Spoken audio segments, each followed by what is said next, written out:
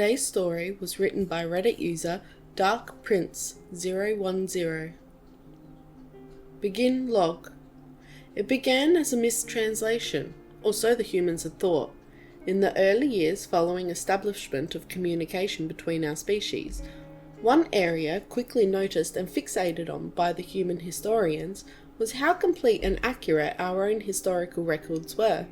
Despite having comparable lifespans and quality of recording tools and methods during the development of our own civilization, the world that was mentioned again and again as witnessed, with an improbable number of accounts written from a first-hand perspective rather than retrospectively.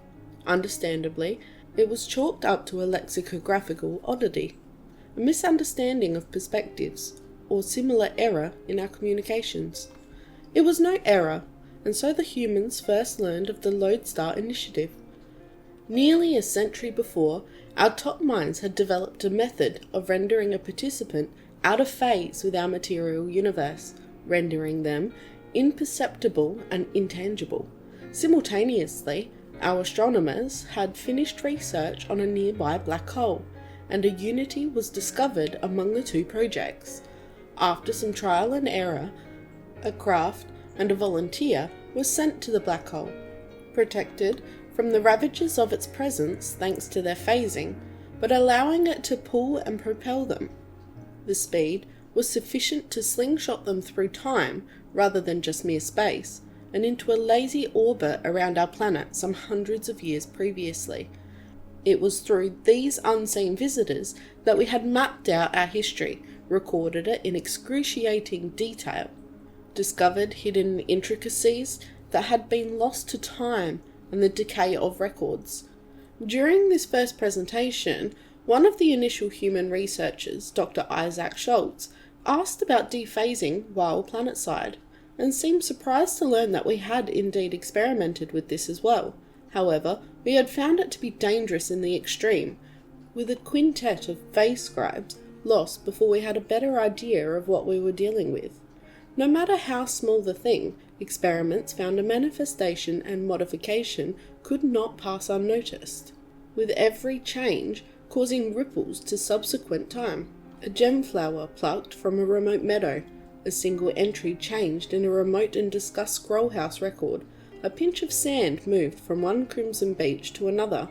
In these, the development of future centuries or millennia was changed enough that our physicists estimated that it resulted in a timeline splitting and a subsequent loss of the individual making the change. Something as seemingly minor as providing a scrap of food to the hungry could ripple into unknown temporal turbulences. It was up to philosophers to argue over if those unfortunate meddlers were destroyed outright by paradox, or if they had diverged enough from our timeline that the future they returned to would not be their own. But regardless, they were lost forever. So we were surprised that, in the wake of these dire warnings, Dr. Schultz immediately volunteered to help humans participate in the Lodestar Initiative. Thanks to the diligent work of him and hundreds of others, the delicate calculations and fluctuations to adjust to human physiology and a target of Earth instead of our own home planet were overcome in just under a decade. 8 years to the day after volunteering, Dr. Schultz stepped aboard his craft, took off towards a month-long trip to the black hole, and never returned. Months became years, but he was gone. However, in the wake of the doctor's disappearance, we were again surprised by a steady influx of human volunteers to continue in his footsteps and help continue the human participation in the initiative. Despite this optimism, we were met with a shocking failure as the second wave began making their voyages. No humans ever come back. At first we assumed technological failure, and despite our hesitations, the renewed response from the humans we were working with was to continue sending out ships as the waves of volunteers increased by leaps and bounds. After thorough examination failed to turn up any physical problems, we consulted with a cadre of our physiologists that had begun to study humans to better understand this new species. It was there that we thought we had the breakthrough. The humans were not intentionally abandoning the project.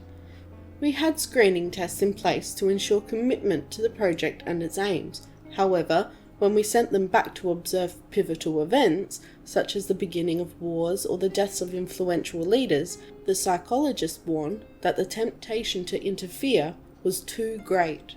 So parameters were changed, scopes realigned, missions redirected to remote locations, absent of major historical events that might sway a mind to action. The next wave of volunteers were sent out. No humans ever came back. This time we consulted with human psychologists and learned that our efforts were likely futile. It was a quirk of human nature that was preventing their return. You see, humans cannot stand idly by while others are in pain, in danger, in despair.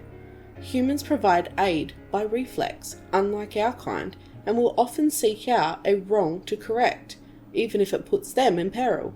To ask a human to stay their hand from compassion is like asking them to cease breathing. Perhaps the volunteer explorer acted to prevent a genocide, stop a war, avert a famine, or perhaps they provided a warm meal for a night, showed love to an unloved child, saved an unlucky passerby from a premature end. They could not have had the knowledge that the person they were helping would live to do anything of historical note, that the selfless act that they were performing would ever have an impact on history, and yet through their absence we feel the everlasting consequence of their small kindness. We can never know with any certainty what changes have been made, or how many multiverses have been splintered off by this altruism. It seems that no matter where, no matter when, humans will ensure that others have a future, even if it means they sacrifice their own. As I see the faces of each new human volunteer, warn them of the consequences of any intervention, I would like the record to show that two things are assured. Humans never come back, and I have never once seen them regret it. End log.